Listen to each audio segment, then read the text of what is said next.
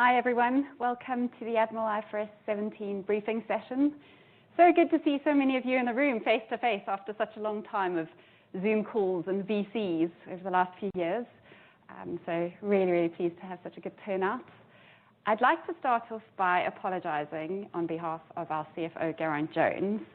He is on the agenda to present, but unfortunately he's not here today. He is off ill and sends his apologies to everyone.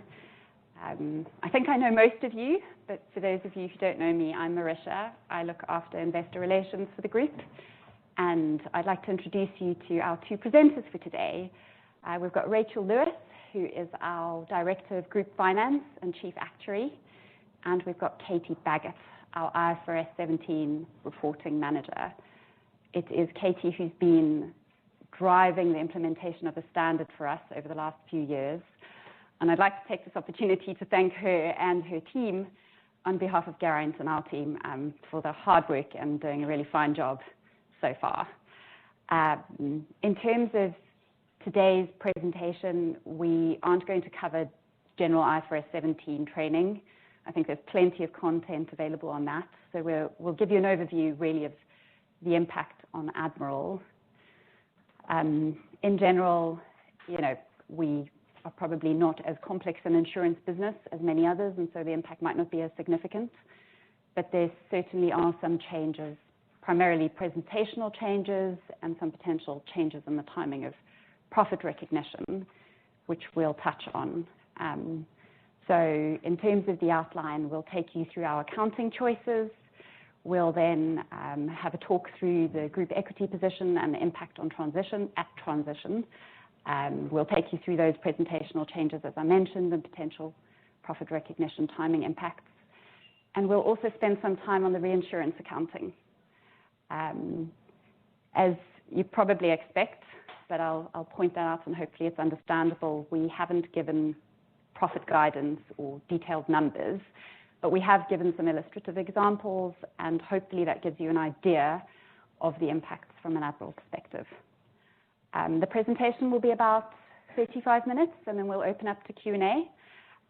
So without further ado, I've got the outline of the presentation, and you should all have one in front of you.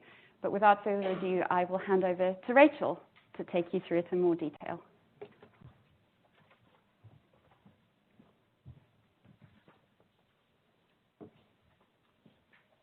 Thank you, Marisha.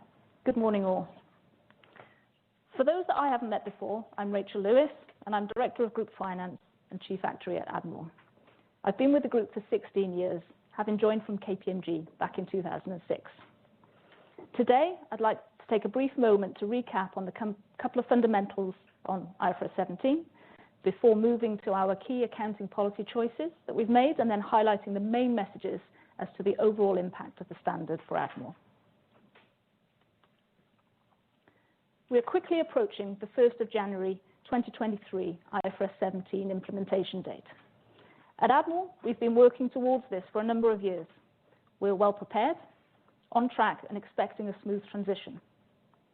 The new standard impacts all of our insurance businesses across the group. Our presentation today focuses on our largest business, UK motor insurance. We'll give some work examples and so on. And it can be assumed that any impacts for our other lines of business, both in the UK and internationally, will be largely immaterial. Our non-insurance businesses, such as Admiral Money, are unaffected. Our 2022 year-end results in early March next year will include disclosures on the expected impact on transition as at 1st of January 2022, which is the opening position for the first comparative period. And in our presentation today, we'll give some high-level directional insight on this. The first reporting under IFRS 17 will be our 2023 interim results, and that in the announcement in August next year. And at that point, we'll present IFRS 17 income statements and balance sheets for 2022 and for the first half of 2023. One final point here is that a number of insurers will talk about the 1st of January implementation of both IFRS 17 and IFRS 9, the accounting standard for financial assets and liabilities. Admiral has already adopted IFRS 9, but as we'll highlight today, certain IFRS 17 accounting policy choices are consistent with those previously made under IFRS 9, and those choices limit the potential for mismatches and volatility.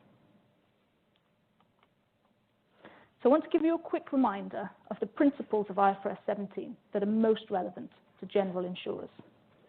The aim of the standard is transparency and comparability through the following, which I'll talk through in turn.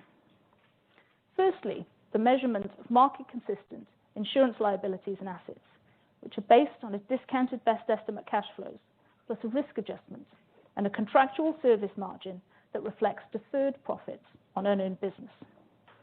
Many general insurers, including Admiral, will use a premium allocation approach simplification for unearned business. IFRS 17 results in an increased level of granularity in the accounting, meaning that groups of loss-making contracts can no longer be offset against those of other profitable business. We will see separate accounting treatments and presentation of gross direct insurance business and ceded reinsurance, which in some instances could lead to a mismatch in the recognition patterns of gross profits and of reinsurance costs and recoveries. The standard gives accounting options for the treatment of acquisition costs, which result in either the acceleration of cost recognition or the deferral of costs over a longer period. There are also options available in respect of discounting, the calculation of the discount rate, and also the allocation of income and expenses arising from changes in the discount rate. Finally, the presentation of the income statement and balance sheet changes significantly under IFRS 17 with the introduction of new disclosures as well. More on that a little bit later. Here we set out Admiral's key accounting policy choices, which have been made with the aim of reducing both complexity and volatility in the accounting. As I just mentioned, we intend to use the simplified premium allocation approach for accounting for all contracts, both gross direct insurance business and ceded reinsurance. This means that the accounting for unearned business is not too dissimilar from the unearned premium reserve approach under IFRS 4. When discounting cash flows, we'll use a bottom-up approach for calculating discount rates, starting with a risk-free rate and then adding a premium for illiquidity that's appropriate for the liabilities that we're holding. Once a discount rate has been set, we refer to this as the locked-in rate. Subsequent changes of that locked-in rate, because of movements in the risk-free curve, for example, will be recognized in other comprehensive income rather than the income statement. This is consistent with our IFRS 9 treatment, where the movements in the value of most of our financial assets are also reflected in other comprehensive income. Risk adjustment. We intend to maintain a conservative approach to reserving in line with the group's risk appetite. We expect our policy on risk adjustment to set a corridor around the 90th percentile confidence level. On transition, we expect to be at the higher end of that corridor, but we'd expect to move towards the middle of that corridor over time, should our view of reserve uncertainty allow. The remaining decision to highlight is the intention to expense acquisition costs. This again is a conservative approach, which is transparent and less complex than alternative options. So what impact does the standard and these accounting decisions result in for Admiral? Our main messages are set out here. IFRS 17 does not change the ultimate profitability of the business that we write or the reinsurance that we place. It is a matter of timing and presentation. Similarly, there are no significant impacts on group strategy, on dividend policy, cash generation, or on solvency. Katie will take us through the high-level impacts on transition shortly, and as part of that, she'll show a reduction in equity on transition. We don't expect this to have an impact on dividend policy at the point of transition or in subsequent periods. I've mentioned already, but it's worth repeating. In line with our risk appetite, we'll continue with our conservative approach to reserving. The two final points we'll also explore further shortly. There will naturally be some change to profit recognition patterns, and we'll give some illustrative examples and we'll also talk to the nature of enhanced disclosures that we'll be making in a set of IFRS 17 financial statements, which will provide more granular information on which our business may be modelled. I'll now hand over to Katie to take us through the transition impact and to give some insights on profit recognition patterns.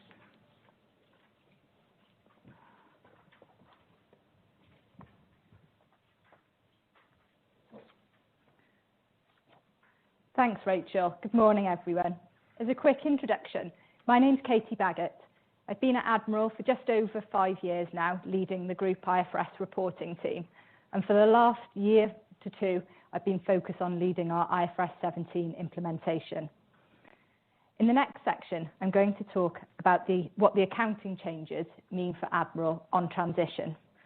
As a quick reminder, when we talk about transition, we mean an opening balance sheet as at the 1st of January 2022. That's because it will enable us to produce our comparatives for the 2022 income statement. The transition balance sheet that we produce is calculated using a fully retrospective approach. So that means we calculate that opening balance sheet as though IFRS 17 had always been in place. And finally, the impacts that we're presenting here are illustrative and draft and unaudited, and so they are subject to change.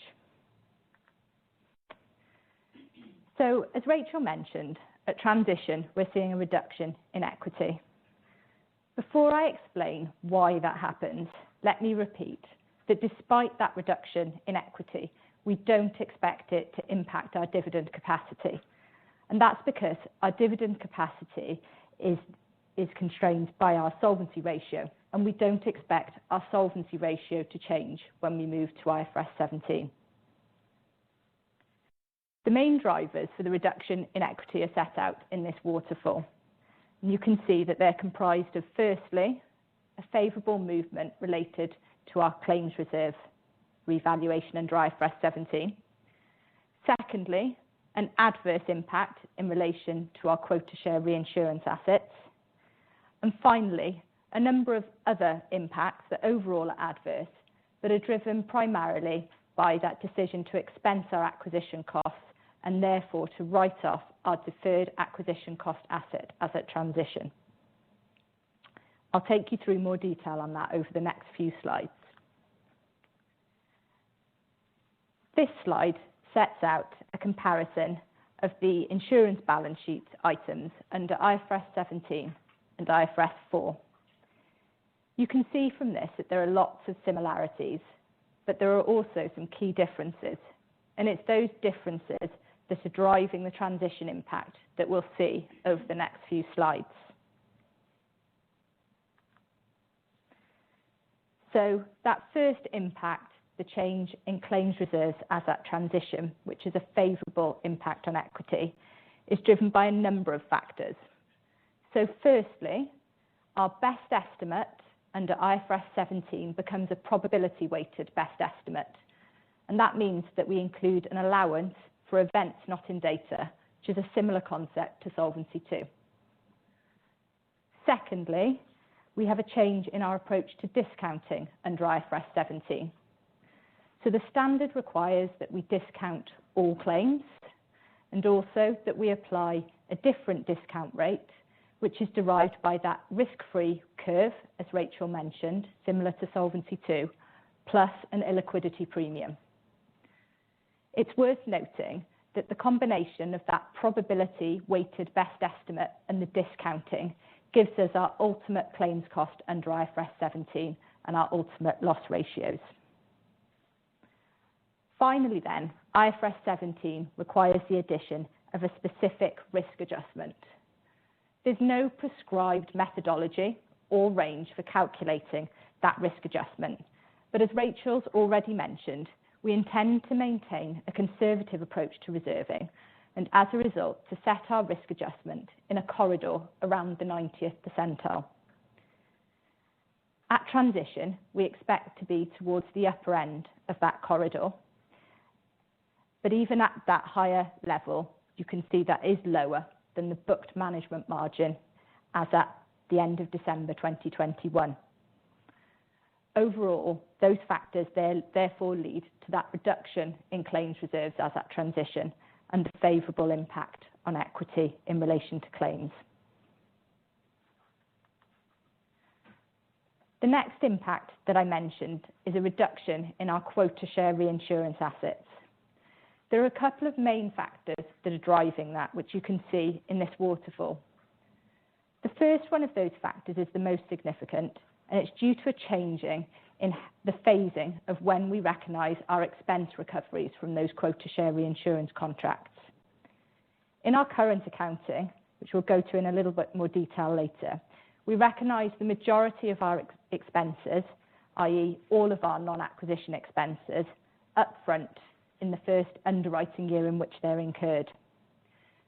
That means that under IFRS 4, we also recognise our related quota share expense recoveries at the same time, so that the timing of the gross incurred expenses and our expense recoveries from quota share contracts is aligned. When we move to IFRS 17, any expense recoveries that we get from our quota share reinsurance contracts are required to be netted off the ceded premium and earned over that contract and that underwriting year.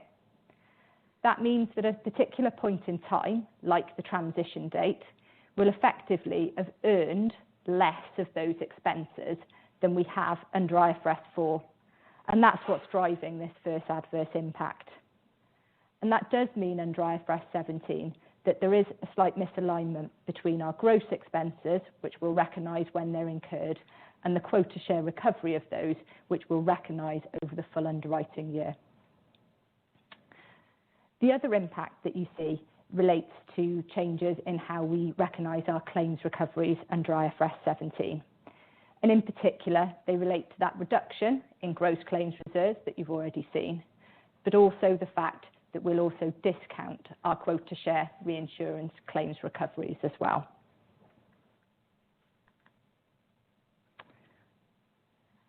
As I mentioned, the biggest other driver of the adverse movement in equity at transition is the write-off of those gross deferred acquisition cost assets as at transition. There are a couple of other items that I'd just like to quickly mention in relation to these impacts. The first one of those is that you'll see a small onerous loss component net of reinsurance recoveries as at transition. You might be a little bit surprised to hear a profitable business like Admiral talking about onerous losses. And the reason for that is really driven by our conservative approach to reserving. The loss component under IFRS 17 is actually fairly similar to the unexpired risk provision under IFRS 4, but there are a couple of key differences. The first of those is that you calculate the loss component at a higher level of granularity, for example, splitting into new business and renewal contracts. But the second of those, most importantly for us, is that you also include the risk adjustment in the calculation of the onerous loss component. And it's that that's driving that recognition of an onerous loss component as at transition. The other item that I'd just like to cover briefly is the impact on co-insurance profit commission. We anticipate that under IFRS 17, co-insurer profit commission will continue to align to the development of our loss ratios on a gross net of excess of loss reinsurance basis. Given that we're seeing a reduction in those claims reserves as at transition, we'd expect to see a small increase in our co-insurance profit commission as at transition. So to sum up, we're seeing a reduction in equity as at transition, but that won't impact our dividend capacity or policy. The next section that I'm going to talk to you about is the impact of IFRS 17 on post-transition profits. As we've said, there's no change in the economic profitability of the business that we write or the reinsurance that we place as a result of implementing IFRS 17. However, because of the changes that IFRS 17 brings about, so the acquisition costs, discounting, risk adjustment, and the changes to those quota share reinsurance accounting, there are changes in the phasing of the earnings profile between the current accounting and IFRS 17. We've used a number of illustrative examples in the next section, primarily focused on UK motor, to show how and why the timing of that profit recognition changes. And we've split those impacts between that gross net of excess of loss reinsurance part of the business and then the quota share contracts. I would note the numbers that we've used here are purely illustrative and directional, and they shouldn't be used for modelling purposes. And you'll see in the packs that in the appendices, we've also provided some further details for you to have to understand these examples. So firstly, I'm just going to quickly talk through this example because it's used as the starting point for the later examples where we go into the phasing of the profits. It's both based on gross written premium of £2,000, a 20% expense ratio, and a 65% ultimate loss ratio. For simplicity, we've assumed that all of the claims are settled after 5 years and that there's no excess of loss reinsurance in place. And so this slide sets out the profitability of that contract after 5 years. Firstly, under IFRS 4, you can see that the profit that we've recognised on the gross basis is £300, which aligns to the combined ratio of 85% on the written premium. On the quota share side, we've assumed a 60% quota share reinsurance contract on a funds withheld basis with a 2% reinsurer margin on the premium that's ceded. And so after 5 years, you can see that the ultimate cost of that reinsurance contract is the 2% of the reinsurance premium of £1,200.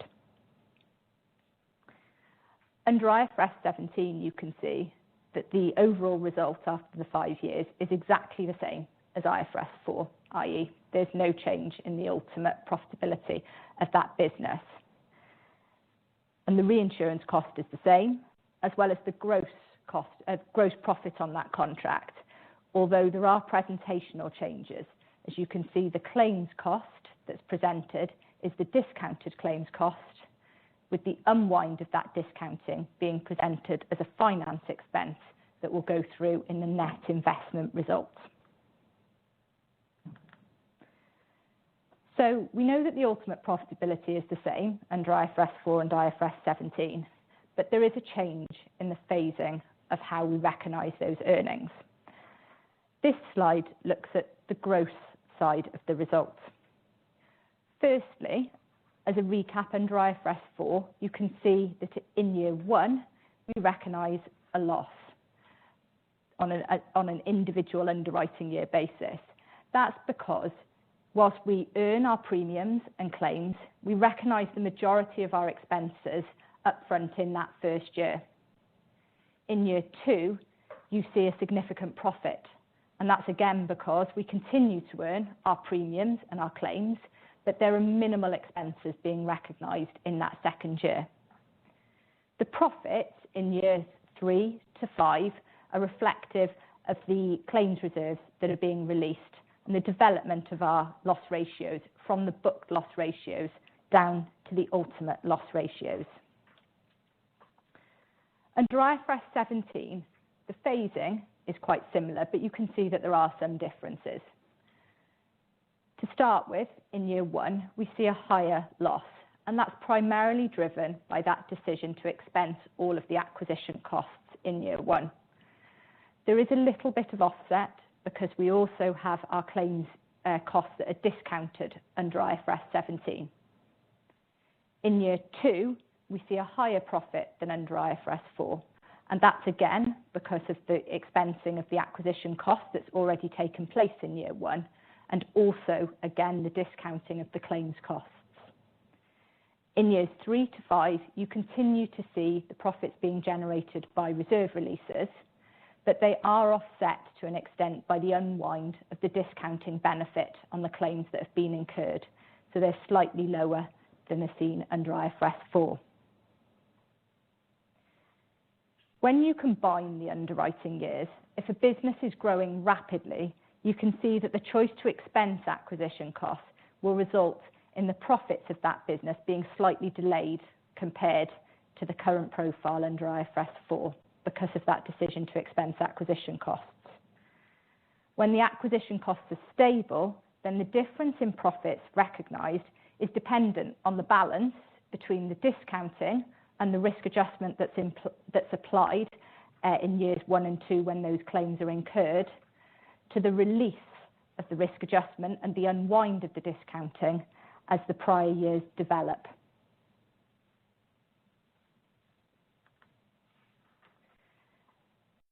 The next couple of slides focus on the related quota share reinsurance costs. I will warn you, these are quite technical, and so please bear with me. So, a bit of a recap under IFRS 4. The first example that you can see here is linked to the gross example that you just saw on the previous slide. So you can see that we've got that loss in year 1 offset by a profit in year 2 on the gross side. Because we recognise that loss in year 1, we recognise under IFRS 4 a corresponding gain on our quota share reinsurance contract in year 1 of 60% of that loss. In year 2, we recognise an offsetting cost on the quota share reinsurance contract to take us back to the ultimate cost of that contract being the reinsurance margin. It's worth noting that as soon as that year is cumulatively profitable on an earned basis, then the full cost of that margin is recognised. In this case, that's over the first 2 years. Next, in this example, you can see that the underwriting year isn't cumulatively profitable on a gross, earned and booked basis until after 36 months. Here, we again recognise our reinsurance recoveries as being the proportional share of the gross result, with the total cost of the contract being exactly the same by the end of year 3. Just going into that in a little bit more detail, this is the simplified IFRS 4 income statement after 24 months for that example on the right-hand side, example 2. And you can see that in this example, after the 24 months, there's a gain on the reinsurance contract of 24. At the start of year 3, we may choose to commute that contract, even though at that point, the gross position isn't profitable on a booked basis. That's because whilst the gross position isn't profitable at 24 months, we expect it to be ultimately profitable. And when a contract in these terms under a funds withheld arrangement is ultimately profitable, we don't expect to make any further recoveries on that reinsurance contract. And if we don't commute the contract, there's an additional cost to that reinsurance contract. In those circumstances where we choose to commute, whilst the gross position is still loss-making, we would realise a loss on commutation. And that loss on commutation is equal to the difference between the gain that's been recognised by the end of year 2 of 24 and the ultimate cost of the contract of 24, i.e. a loss of 48 on commutation. So in IFRS 4, we typically recognise a large gain in year 1 and then an offsetting cost in year 2 and possibly year 3 until we get back to the ultimate cost of the contract. Under IFRS 17, the phasing of that ultimate cost is quite different. That's because under IFRS 17, we consider the recoveries that we expect to make on a written underwriting year basis at each balance sheet date. So you can see what that looks like here, for example 1.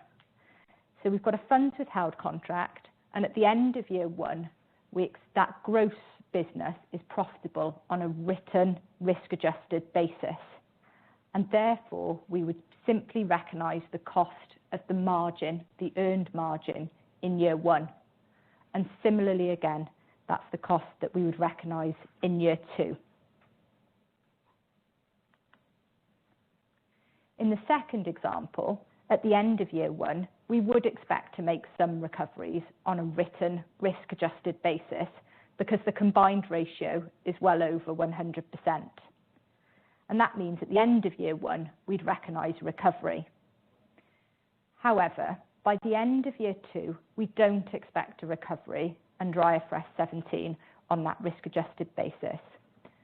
That's because of a few factors, but primarily the fact that the quota share recoveries are discounted. Finally here, you can see the comparative income statement under IFRS 17 at the end of year two for the same example. And you can see that in this example, the full cost of that reinsurance contract has been recognised under IFRS 17. That means that typically we wouldn't expect to recognise a loss on commutation under IFRS 17.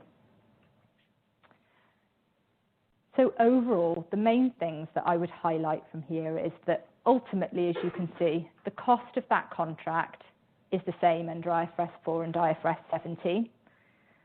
The timing is clearly different. And whilst there's a big change in the accounting under IFRS 17, in some ways it could be considered as simpler.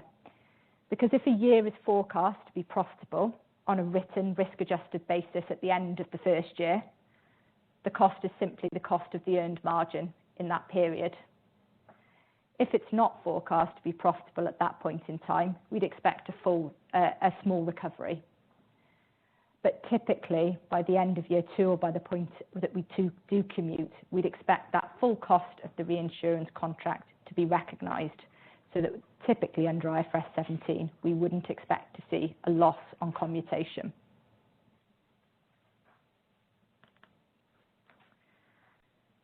When the underwriting years perform consistently under IFRS 4 and IFRS 17, as well as both the underwriting year result being the same and being the same ultimate cost, the result in each financial year would also be the same.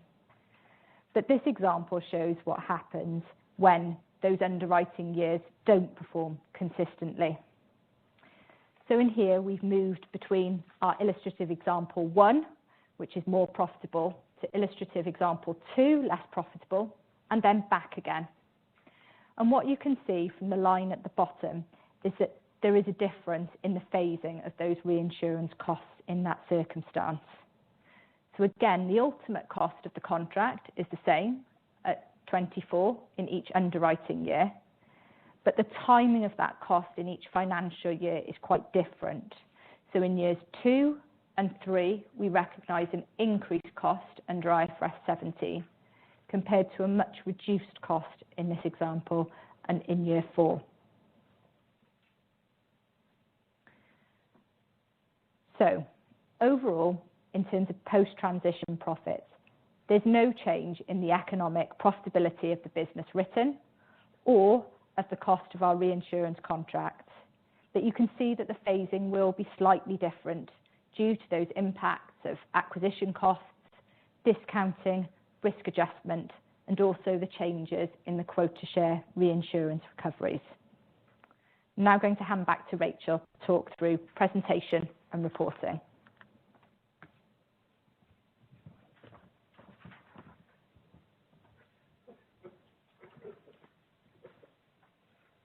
Thanks, Katie. As Katie just said, let's take a look at the presentation and reporting impacts of IFRS 17. The IFRS 17 income statement will look significantly different to the IFRS 4 format that we're used to. There are examples of each on here, IFRS 4 on the left and IFRS 17 on the right. I'll pull out a few high-level points, and then we'll focus on a couple of the lines in a little more detail. Under IFRS 17, we'll report an insurance service result, which is effectively the net underwriting result. Within this, insurance revenue and expenses, including claims, are presented on a gross basis. And then the reinsurance result is presented separately in one line, rather than the typically proportional allocation to individual premium, claims, and expenses lines that we're used to under IFRS 4. Katie's already shown this earlier with the illustrative example. Insurance revenue will include some elements of revenue previously presented as other revenue under IFRS 4. These elements are primarily revenue generated from the portion of our insurance business that is underwritten by group entities. We'll take a closer look at that in a moment. The costs that relate to this revenue are included in insurance service expenses. If you move down the income statement, the net investment result will include the impact of the unwind of the locked-in discount rate applied to insurance assets and liabilities.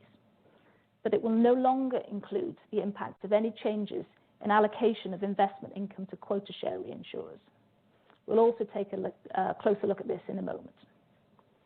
Towards the bottom of the income statement, other income and expenses will include revenue and costs resulting from the portion of insurance business underwritten by external insurers. So it'll include profit commission from co-insurance arrangements, the remaining elements of other revenue and expenses that relate to that external co-insured portion of the business, as well as revenue from ancillary products that are underwritten outside the group. Let's take a look at the top line in a bit more detail, insurance revenue. This waterfall analysis starts at the IFRS 4 net earned premium and then steps across to IFRS 17 insurance revenue. The first step takes us from net to gross. This revenue will be a gross measure under IFRS 17. As I mentioned, it will then include a couple of additional elements. The first of those is gross premium earned from ancillary products that are underwritten by group entities. And the second is fees generated by the portion of the insurance business that are underwritten by group entities. As I mentioned a moment ago, the costs in relation to the additional elements of revenue will also be included in the insurance service result as part of the insurance expenses. Fees and other revenue generated by the portion of the insurance business that's underwritten by external co-insurers, as well as any commissions from ancillary products not underwritten by the group, are captured, as I've said, within other income and expenses.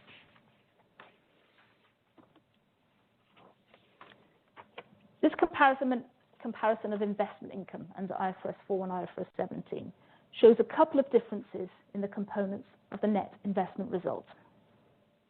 Investment income under IFRS 4 included the change in allocation of investment income to UK motor quota share reinsurers. This either increased or decreased investment income depending on the development of individual underwriting years in any particular financial year.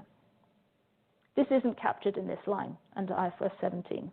Instead, that will all be within the reinsurance result, within the wider insurance service result. Under IFRS 17, we do, however, see the inclusion of the unwind of the locked-in discount rate within net investment return. We expect this to be a reasonably significant reduction in the overall investment income, given that we're well matched in terms of asset and liabilities. We'll use our asset portfolio to determine the illiquidity premium. We must also remember that the original benefit of that discounting is reflected in the insurance service result.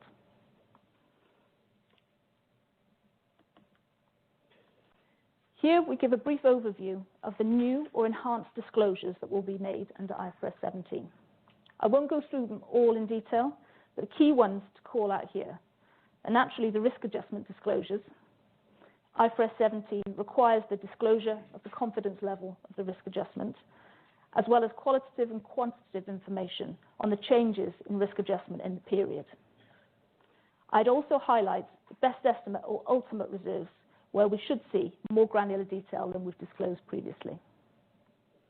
We'll give details of discount rate curves at different time intervals for UK and international businesses separately, and maturity analysis of undiscounted claims reserves. And finally, sensitivities to changes in best estimate loss ratios, risk adjustment, and discount rates. So what does all of this mean for key performance indicators? We're not expecting wholesale changes, but there will be some subtle differences to the underlying calculation of certain metrics. Group KPIs, earnings per share, return on equity, solvency ratio, they all remain relevant under IFRS 17, and we don't expect significant changes in any of these. We'll continue to report revenue metrics, and turnover, which has long been a measure of the size of our businesses, will remain as currently defined. Profit metrics will remain largely consistent, but there will be some changes to the calculation of loss, expense, and therefore combined ratios, which I'll give some more information on in a moment. To incorporate the results of proportional reinsurance, we'll introduce a metric that reports the overall margin from underwritten insurance and reinsurance business.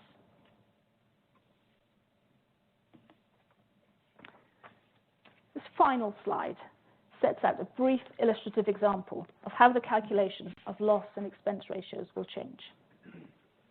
Katie has already taken us through some examples to show how the phasing of gross insurance and reinsurance revenue and expenses will change. For this example, we put that to one side. For simplicity, we assume that there's no change to this phasing under IFRS 17 so that we can focus on the calculation of the metrics. The first point to highlight is that whilst under IFRS 4, the reported loss, expense, and combined ratios were reported on a net of all reinsurance basis, this will change under IFRS 17, and we'll exclude the results of the proportional reinsurance from that calculation. The second point to make is that the denominator for this calculation will be gross premiums earned, for example, UK motor premium earned. We'll strip out those additional elements of revenue that we referenced earlier within insurance revenue, and we'll add them back in to the other revenue per vehicle metric, which we've reported historically and which therefore won't change under IFRS 17. Finally, you'll see on the right-hand side at the bottom that Admiral, and indeed other insurers, will introduce a new metric, insurance service margin. This will bring in the net proportional reinsurance results, with the denominator continuing to be gross earned premium. We don't have a comparable metric under IFRS 4. That's it for the main content of this presentation. To wrap up, let me repeat some of the key points that we hope you take away today. Admiral is a reasonably simple personal lines insurer, so thankfully we're definitely right at the simpler end of the spectrum when it comes to impacts. IFRS 17 doesn't change our ultimate profitability, cash flow patterns, solvency position, or dividend paying ability.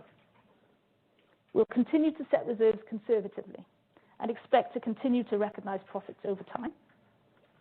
There are some changes to presentation and potentially to timing of recognising profit and reinsurance costs. I'll leave it there. Thanks very much for your time, and I'll hand back to Marisha to open up for questions.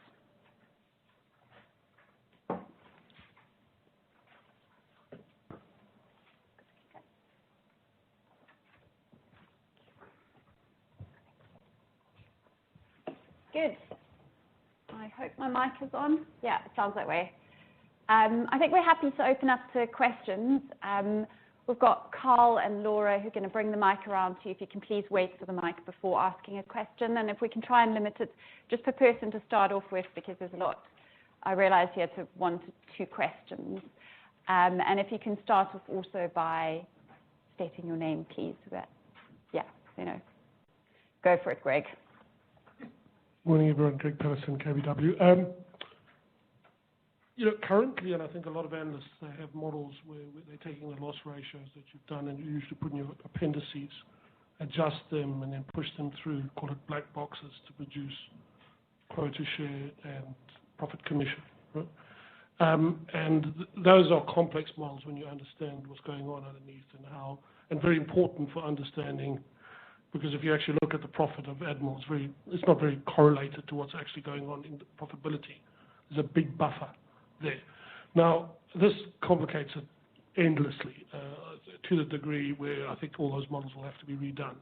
So my question is, will you be producing historical loss ratios / combined ratios under the new regime so we can push it through some models to produce, well, once we figured out how the mechanics of the reinsurance work, would you be restating all those triangles for us so that we can actually at least have a chance of trying to model it?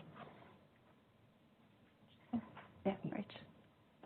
We will, as we've said, at the point, we won't go back further than the point of transition, But by the time we get to the middle of 2023, you'll have some development through the first half and the second half of 22 and the first half of 23. So we're not planning on sort of revising and going back beyond transition. How's one meant to model the profitability of the reinsurance and work out the stock that you've been holding back? Well, we've hopefully given some useful sort of approaches to modelling, key principles of how the reinsurance will work and that. And you'll have a couple of periods of development of those ultimate loss ratios that you'll be able to work from. That won't be anyway, it's not just, to me, the information risk of this stock just goes through the roof. Anyway, I need to get my mind right. No problem at all. Listen, we're happy to spend a bit more time with you. So, we recognise that we've presented quite a lot of some technical content and detailed examples today. So we're happy to spend some time with you over the next coming weeks and months to work through those as well. So, Freya? Hi, Freya Kong from Bank of America. With the investment results, do you plan to split out the unwind of the discount rate so we can see it over time? And secondly, on the loss ratio, expense ratio, and combined ratio, will the denominator be the gross earned premium, or will we have some element of ancillary and installment income in that as well? Yeah, so shall I go? Sorry. Absolutely, yes, we'll split out the unwind of the discount rate within the net investment results. And the denominator in the calculations of the ratios will be excluding those additional elements, so other ancillary revenue and so on. So it'll be just the gross earned premium for the core business, or for whichever business we're modelling.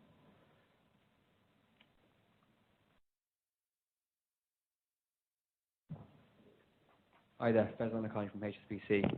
My first question is on onerous contracts. Generally, I've always seen that when you book your sort of first underwriting year, it tends to be booked above 100% combined ratio. I'd assume the onerous contract piece would be much larger for you guys, even though it's profitable over time. So could you explain that one? Second one might be a little bit of a silly question. When I look at your equity waterfall, the risk adjustment's positive in that. Is that basically a suggestion that you're releasing reserves in that to top up the equity?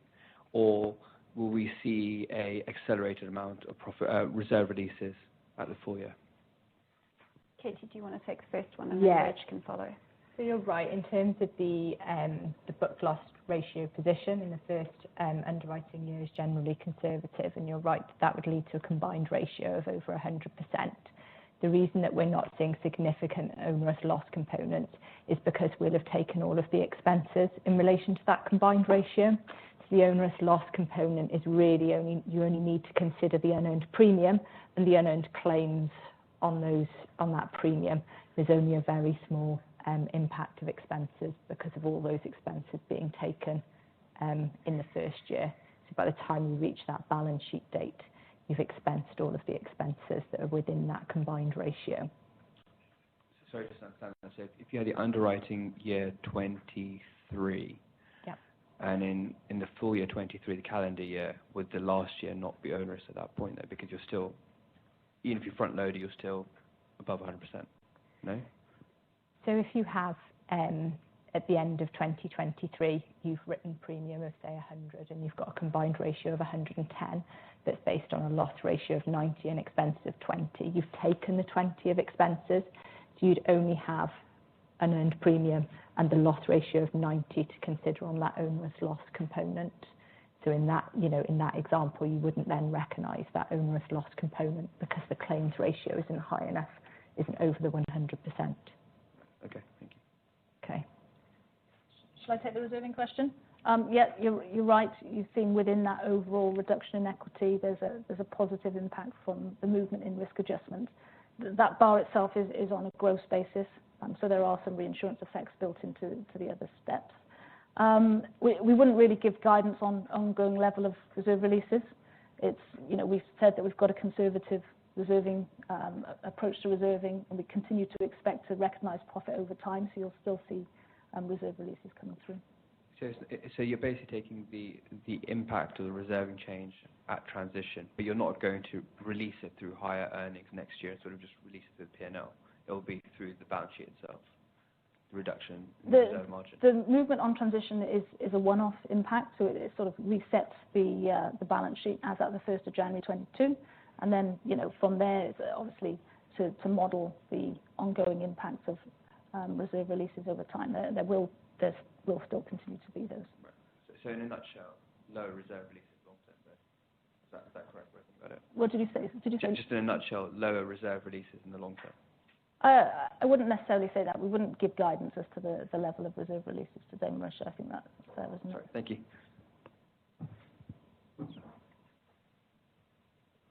Ivan? Thank you very much. I'm just looking at the earnings recognition patterns. This is Ivan Bochum from Barclays. Sorry for not. So when I'm looking there at those slides, obviously the slide 18, which shows that you have a kind of a negative 20%, 20 million, or let's say like a 1% worse result on the gross basis and 3% better on year 2, and then similar on slide 20, it kind of suggests that all else being equal, you're going to sort of amplify that loss in year 1. Am I reading it right? That I should, there's a certain, I guess, well, maybe to make it simple and to not walk down the numbers. I know you can't commit to any particular numbers, but if we were to think about it, what's the percentage that your year 1 profits are going to be lower and your year 2 profits are going to be higher? If there's a simpler way of thinking about it, because there's clearly some numbers that we're going to work out later. It really does depend on that balance. What I would say is in slide 18, that is for an individual underwriting year. So you obviously need to add together, there are multiple underwriting years going into any particular financial year's result. So it really does depend on that balance between the risk adjustment and discounting that's being unwound or added in on the incurred claims and the unwind on the prior year releases. We're not going to give any guidance as to the percentage on that. But directionally, am I right in understanding is that when we think about 2023 earnings, all else being equal, it should be a little bit lower than under IFRS 4, and then subsequent years a little bit higher? Or no? No. We'd need you to conclude on. Yeah, we will comment on 2023, but I think that this gives you some idea on any underwriting year, and you can adjust your assumptions accordingly. Okay. Sorry, Ivan.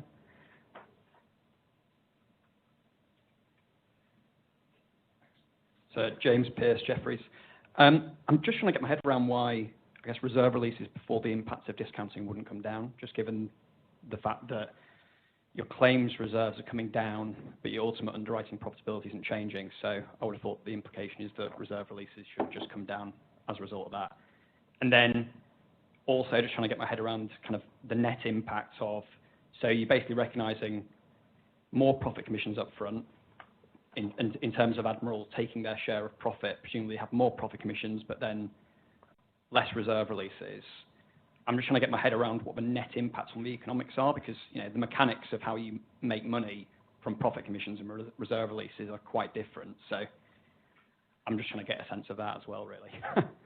No, it's fine. And listen, we're not expecting you to sort of see these examples for the first time and fully get it. And we recognise that you're going to need to take them away and, take a look at your models and adapt and so on.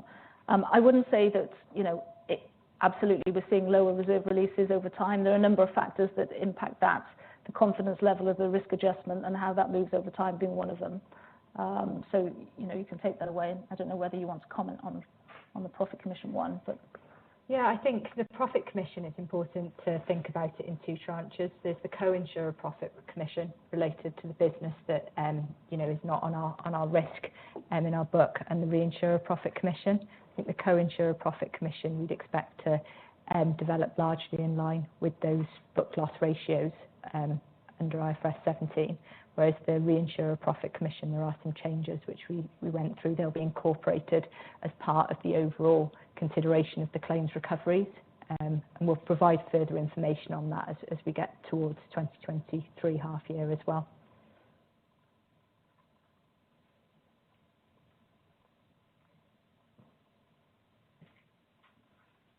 Hi, thank you. Thomas Bateman from Berenberg. Just coming back again to the kind of profit commissions on the co-insurance treaty. It feels like they're going to be higher in year 1 because the discounting. but then you have an offset from the higher costs. But net, I think you were saying that profit commissions are still higher in year one. I think that there's a number of technical factors that go into it, and it's not like the impact of discounting on those profit commissions isn't necessarily the same. So we'd expect it to broadly align with our IFRS 17 book loss ratio development, but it is accounted for under a different standard.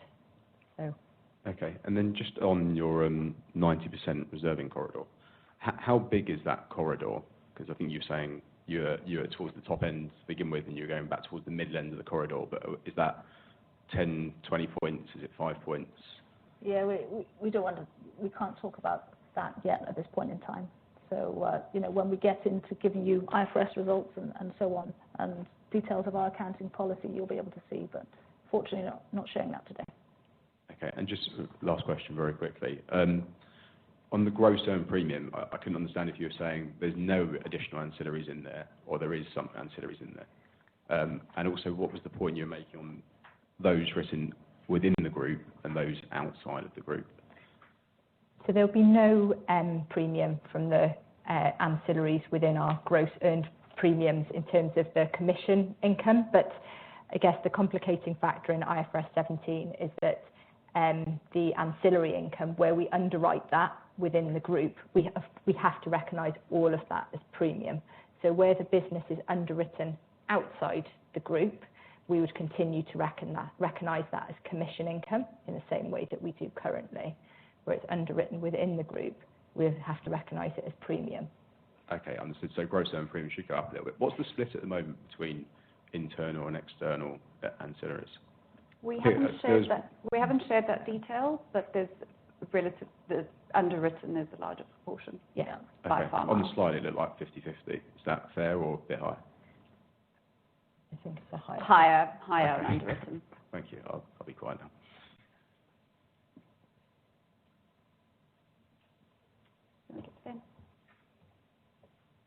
Thanks. Ben Cohen at Investec. I just wanted to ask, at a sort of practical level, I mean, I realise you're reconciling the two different standards back from one to each other and the other way. But is this change actually going to drive any sort of change in terms of how you run any parts of the business? I suppose particularly around reinsurance buying, how you would see that to Thomas's question in terms of, you know, what you would look to underwrite yourself versus third parties, or is this essentially, you know, a giant bonfire and a lot of money for the accounting profession?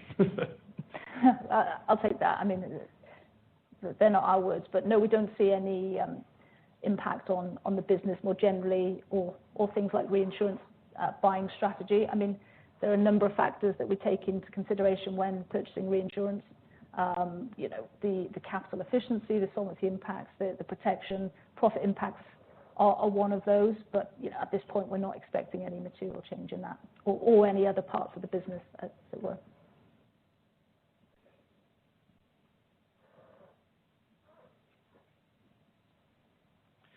Andreas van the Peel Hunt.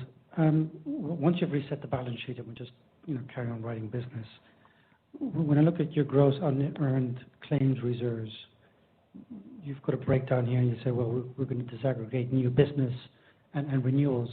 How will that look? Thanks. I think that split is performed for the underlying accounting, and particularly to look at whether there are any onerous loss components. But you wouldn't necessarily see all of that split coming through in the disclosures. So it's required in order to model those claims reserves to understand if there is an onerous loss component. But once the business is earned through, effectively the process is the same.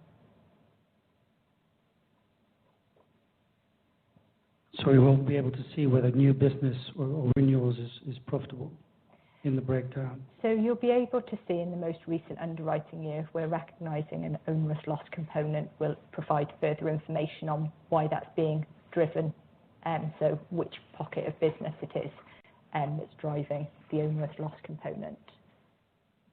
So would that be by, let's say, motor cohort in the UK, or how should we think about that? Because this is the only indication of whether new business and what you're doing is going to add value or not over time.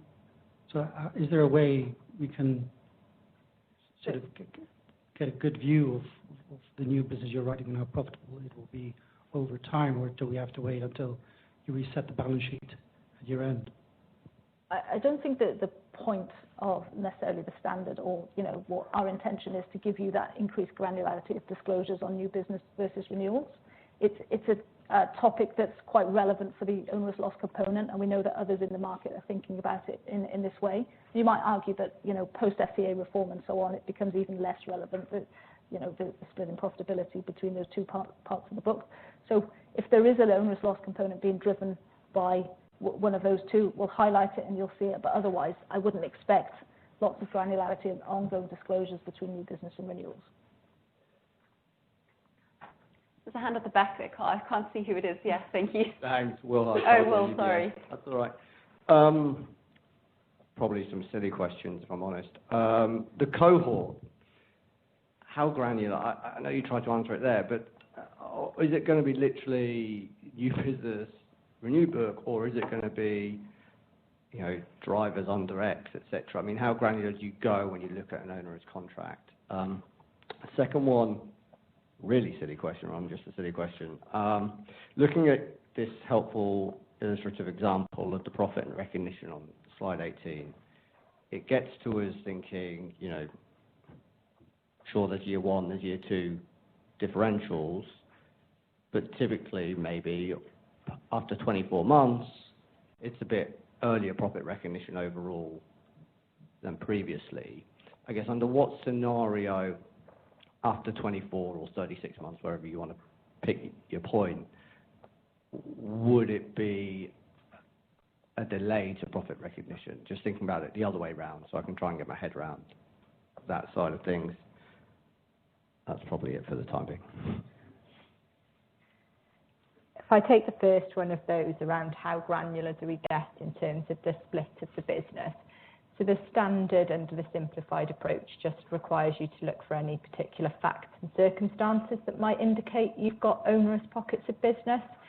So the interpretation of that is generally that unless you're deliberately pricing at a lower rate in order to, for example, grow, where you're willing to write unprofitable business, that you wouldn't recognise onerous loss components. So we're looking at a slightly higher level. So it's really where are there known areas of business where potentially there's differences in profitability. Shall I take the second? I think you asked, Will, after 24, 36 months, what could cause a deviation or a delay in profit recognition? And I think, as Katie explained in the example, once you get to that point, actually, it's large. If I certainly take the gross example, it's that release of risk adjustment that's largely driving the recognition pattern. So it's just a question of, okay, what does that look under IFRS 17 versus IFRS 4? It's as simple as that, really. Give to Faizan again. Hi, Faizan, HSBC. Sorry, a few more questions. The first one sort of following back on Will and Ivan's point. Just trying to understand, if you start growing quickly, would that mean, given that underwriting year one is loss-making versus sort of year two, would that suggest that the profitability will be suppressed relative to a year where maybe growth is not so high? Second question is on, it's clear that cash generation isn't changing, but will you still maintain a payout ratio for your dividend policy? Those two questions for now. So, in terms of that first question, where a business starts to grow quickly, because of that policy to expense acquisition costs, you would expect a slight delay in the profit recognition compared to IFRS 4. Obviously, typically those businesses are of a certain size before they start to grow that quickly. But I think it's fair that you'd expect a slight delay from year one to year two, driven primarily by that expensing of acquisition costs. And on dividend, yes, we'll continue to take a payout ratio approach. Sorry, can I ask one more question just quickly? Yeah, of course. You're using a 90th percentile for your reserving. What is it if you were to maintain the same level of margin right now? We're not giving guidance on all the information. Got to try. Good try. Another one at the back there, Carl. Is that Will again? Yeah, sorry guys, another silly one. Coming back to Grace's question at the beginning, presumably on the triangle, so at the date of the balance sheet, the transition date, do we get, let's say, you know, the triangles for the past 10 years on this basis? Because I couldn't work out from your answer whether we literally get, you know, as at 22 and then to 23, but obviously the history for the 10 years. Will we get that historical triangle, whether it be on a different Not to the denominator, et cetera? granularity that IFRS 17 requires. That's fair, isn't it? Yeah. So you'll see a couple of periods of development, but we won't be going back 10 years. In that So in reality, we'll probably only be getting sort of 21, 22, 23, that sort of thing. Okay, thanks. Greg? Oh, right. Sorry, go ahead, Laura. Thank you. It's Anthony from Goldman Sachs. Just two quick questions. Firstly, is follow up on the dividend. So I think you mentioned the payout ratio, the policy is the same, the payout ratio. Does it mean that if you decide to pursue higher growth in a year, then you have higher acquisition costs, which you expense all of them year one, so that would have lower dividends in that year? And secondly, is on the IFRS 9, basically on the assets. Are there any change to your assets recognition? Say, still same amount in OCI, or you're going to put more in fair value through P&L? Thanks. Let me take the first one. I didn't quite catch the second, so let's revisit that in a second, if that's okay. Sure. On the first one, yeah, continue to maintain the payout approach. I think everyone understands that our dividend policy is a normal dividend of 65% of, you know, post-tax earnings, and then a special dividend, which is informed by a number of factors, solvency being some of them, and a couple of others. So we'll continue with that approach. I can't say explicitly, you know, if you've got a change in profile because of growth or, you know, high level of acquisition costs, then you'll have a, you know, a like-for-like change in dividend amount, because there's a number of factors that go into that decision. But I would say, you know, continue with a payout ratio approach and wouldn't expect sort of significant step changes in that. Cool, thanks. Could you repeat the second question? Sorry, I didn't quite catch it. Yeah, sorry. I just see a comment on those slide 7. So the change in discount rate between P&L OCI to match movement in fair value of assets. Because I think one of your European peer last week, I think they decided to put more assets as fair value through P&L. So there could be some net income volatility. But just wondering if there's any. No, I mean, we're not changing our approach under IFRS 9, which has already been adopted. And as we said, this choice certainly to put changes in this locked-in discount rate over time through other comprehensive income aligns really well with that choice that we've made previously under IFRS 9. So that reduces the volatility in the income statement and also within the other comprehensive income, if you think about it in that way. Thank you. Should we pass to Greg over here, and then Carl, you can... Was it Andreas? Sorry.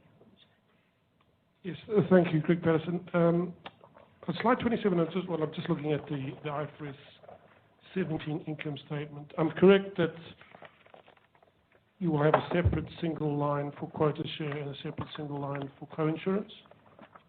Yeah. For the reinsurance results, so we'll be able to differentiate between those two? Yep. And like you've done, well, like you do currently, will you then show from which years that comes from? Yes. All right. Yeah.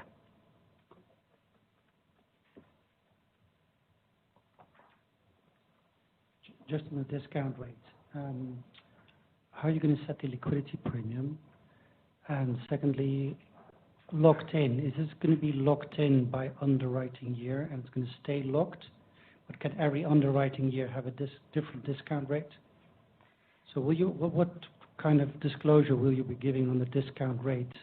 Is it going to be by underwriting year or a blended? Thank you. So in terms of the illiquidity premium, so we use a number of factors to set that, but it's primarily intended to reflect the illiquidity in the claims, which we look at our own assets that are matching those claims liabilities in order to set. When we talk about a locked-in rate, the locked-in rate technically is supposed to be when the claims are incurred. Obviously, you could therefore have daily locked-in rates, which is not very helpful. So we're looking at quarterly locked-in rates. So we will have a different rate for each quarter of when the claims are incurred, but obviously at the balance sheet date then we'll reflect the balance sheet date and revalue the claims to that. In terms of the granularity of the disclosures, we're still looking at the detail of exactly what we provide and what's needed. We set out, some of the indicative disclosures here, but in terms of the full level of detail, we're still looking at what we'll do and what's helpful. You might find quarterly discount rates a bit less helpful, to be honest, if it's that granular. Yeah. We'll give to Ivan over here. Hi, thank you. A couple more questions. On the investment income, you mentioned that this unwind of the discount will have a material impact on yield. Could you try to quantify it and put it in some context? And the second question is, I know it should be unrelated, but has the migration to IFRS 17 affected the partial internal model project at all? Yeah, so if I take the first one, the way that I would think about the unwind of that discounting is that effectively it's like an interest charge on the value of the undiscounted claims liabilities, and you'll have the detail on those undiscounted claims liabilities. You'll have details on the maturities, the settlement patterns, and also on the discount curves in order to look at those. And as we've said, we do expect it to be a reasonably significant proportion of the investment income because of matching that illiquidity premium and the discount curve against the assets that we hold. And on the partial internal model, no impact. I think we've said that we'll come back when we've got some more news on timescales and so on, so that still stands. There are some sort of linkages, I guess, in the sense that we're talking here confidence levels on a reserve risk distribution, which is aligned with the capital model, but no impact on that one. What's the latest date on the date? Yeah, we're not commenting on dates at the moment. Team's working incredibly hard, as we've always said, and we'll come back and let you know when we've got some firmer dates. Tom? Hi, thank you. Thomas Bateman, Berenberg. Just going back to the illiquidity premium, what's like a gauge at the moment you can give us for the spread that you're likely to book? Is it, if we look at the yield that you're currently reporting, is that a good gauge, or is it going to be somewhere in between there and a risk-free rate? I mean, it'll be somewhere in between. The illiquidity premium, we won't give specifics today. It's not meant to include the kind of credit spread element. I think that's probably one thing that we can say. So you've got to strip that part out. And then if you say, well, it's somewhere between those yields and the risk-free, well, you'll get more information out over time, just not today. Okay. And just to be clear on the timeline, so it's not until half year next year we will get any IFRS 17 numbers? You will get an impact at transition. So in our March 2023 reporting, we'll be reporting on the impact of transition. And in that disclosure, we'll give either a small range or a point estimate of that impact at transition and the key drivers and key accounting policies that relate to that transition. Okay. The more you can give us at that point would be really helpful, but I think that period of discontinuity is a big issue for the whole sector. Understood. All right, can we give to Greg over here, please? I'm just thinking, in my case, I'll have to rebuild in this model from scratch. So I'm just thinking, in March when you produce could you do an indicative income statement showing each one of the lines that you're going to have and so your disclosure regime, so we know what we can work with? Because we don't want to build a model and then find in June we have to throw it out again and rebuild another model. Just the layout, exactly what, with no numbers in, just exactly what your important accounts will look like. Yeah, look, I won't commit to anything today, but I think we understand that information is necessary and will be helpful. So let us take that away and talk. Because if you're starting to, because the bottom line is the earnings of Admiral's heavily smoothed, and don't take offence to the word manipulated by management over the last 10, 15 years, smoothing earnings aggressively. I'm not saying they're not making money or anything, And so, we've invested a lot of time in trying to understand that. And now, without the triangles, we have to throw all that knowledge out. And so that's why I'm saying if we can give us some triangles or some history so that we can put some inputs into, that will make a huge difference. We'll take it away. I don't think you need to throw everything out and, You haven't seen my model yet. Fair enough. But if I'm tracking each underwriting year, co-insurance, quota share, all the idiosyncrasies of each year, and a feeling for what the reserve redundancy is on that year, etc. So, to keep track of stock. Now, that can't be used again. We will give you what we think is helpful, what we can at that point in time, and what we think is relevant. And, we'd certainly take on board your comments. All right, cool. Thank you. Yeah, Greg, I don't think it's absolutely fair to say that we're manipulating our profitability, because we've had quite a consistent reserving approach over time, and we've said that won't change.